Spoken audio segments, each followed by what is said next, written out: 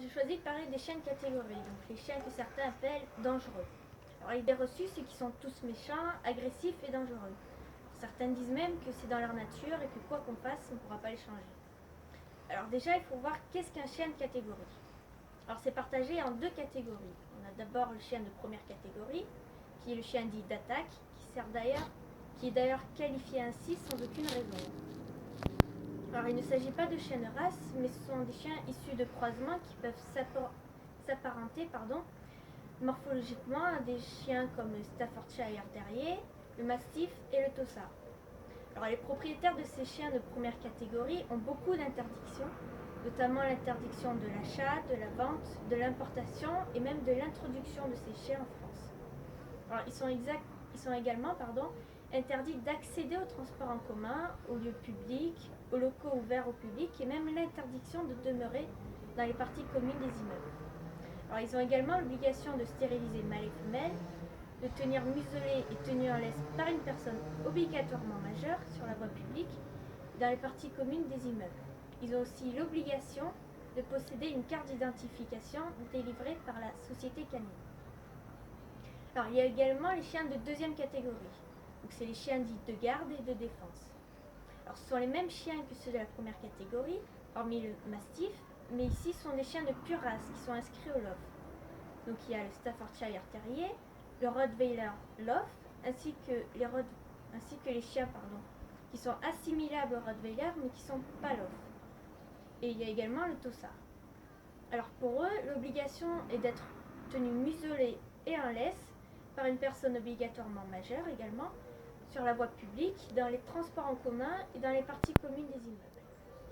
Alors si toutes ces règles ne sont pas respectées, que ce soit pour les catégories 1 et 2, le propriétaire risque une amende de 15 000 € et 6 mois de prison. Alors depuis 2008, les propriétaires ont l'obligation également de faire passer à leur chien une évaluation comportementale. Et pour le propriétaire, il a également l'obligation de passer une journée de formation, tout ceci étant bien sûr aux frais du propriétaire. Alors toutes ces mesures rendent l'adoption des chiens de catégorie, notamment ceux de catégorie 2, difficile, parce que, étant donné qu'il y a des frais supplémentaires à engendrer et que certains propriétaires ne veulent pas mettre de l'argent dans ces frais-là. Et ça rend également le travail encore plus difficile pour les refuges qui eux aussi ont des chiens de ces catégories et qui ont du mal à les placer.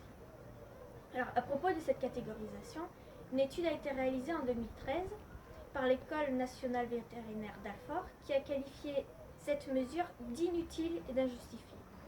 Cette étude a d'ailleurs été réalisée dans toute la France et sur plus de 600 chiens, donc il y avait 59 à peu près chiens de première catégorie, 528 de deuxième catégorie et 18 d'autres chiens de toutes races confondues.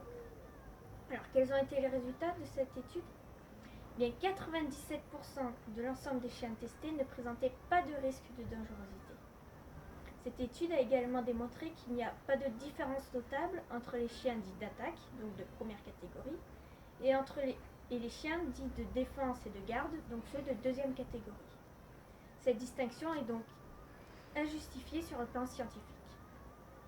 Alors certains pourraient dire qu'aux infos on entend des chiens qui mordent d'autres personnes, on entend souvent que c'est des Rottweilers, que c'est un molosse. Alors tout ça, c'est simplement parce que ce sont des chiens qui passent mieux à la télé, qui font plus d'audience, que c'est plus médiatique de parler d'un molosse qui a mordu, qui a fait peut-être plus de dégâts, que de parler d'un chihuahua. Mais en tout cas, un sondage a été réalisé dans les hôpitaux en France et on a remarqué 800 morsures par jour. Alors on pourrait donc s'attendre à voir figurer plusieurs fois par jour des centaines de cas dans les médias. Alors d'ailleurs, ce qui est intéressant, c'est que la première race responsable de la première greffe en France, ça n'est pas du tout un chien de catégorie, c'est un labrador. Et étant donné que physiquement il est beaucoup moins imposant et qu'il fait moins peur qu'un autre molosse, on n'en a pas parlé.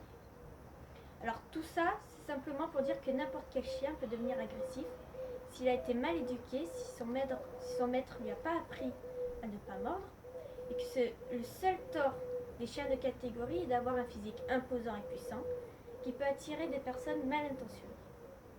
Alors la sélection ne devrait donc pas avoir lieu parmi les chiens, mais sur les propriétaires qui devraient être responsables et savoir que n'importe quel chien peut mordre et qu'il faut donc lui apprendre. Parce que quand le chien naît, comme nous quand on est sans connaître la différence entre le bien et le mal, c'est nos parents qui nous apprennent. Donc pour les chiens, c'est pareil. Le propriétaire doit être responsable, il doit savoir que son chien peut mordre, que si on lui apprend que c'est pas mal, il ne le saura pas tout seul. Donc voilà, c'était juste pour dire que pour moi, il est injustifié de considérer ces chiens de catégorie comme des chiens dits dangereux, qui sont comme tout autre chien, si ce n'est qu'ils ont une force peut-être plus importante, mais comme les autres chiens, ils doivent être éduqués. Donc c'est au maître de faire attention.